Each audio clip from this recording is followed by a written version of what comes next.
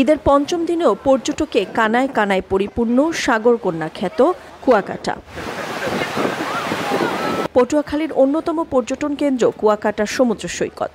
সূর্যোদয় সূর্যাস্তের বেলাভূমি খ্যাত এ সৈকতের শুধু 0 পয়েন্টই নয়, গঙ্গামতি, ঝাউবাগান, শুটকিপল্লী ও লেম্বুর বন সহ সকল পর্যটন স্পটেই এখন পর্যটকদের বাড়তি আনাগোনা। আগত পর্যটকরা পুরো সৈকত এলাকায় উচ্ছ্বাসে মেতেছেন। অনেকেই সৈকতের বালিয়া বাড়িতে সাঁতার কেটে ঢেউয়ের সঙ্গে মিতালিতে মেতেছেন।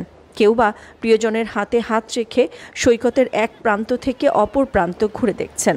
তো এবার বরিশালে এসেছি, তো ভাবলাম একটু কুয়াকাটা থেকে ঘুরে যাই, কিন্তু আসার পরে যা দেখলাম এত লোকের সমাগম এর আগে আমি কখনো দেখি নাই। উপভোগ করতে পারছি, ভালো লাগছে সব বিষয়। আমরা কুয়াকাটায় এসেছি ঢাকা থেকে। আমার আম্মু আব্বু খালা খালু আমরা সবাই একসাথে ঘুরতে এসেছি পরিবার একসাথে হয়ে। তো মানে এই যে কুয়াকাটা সমুদ্র সৈকতটা এটা প্রাকৃতিকভাবে খুবই সুন্দর।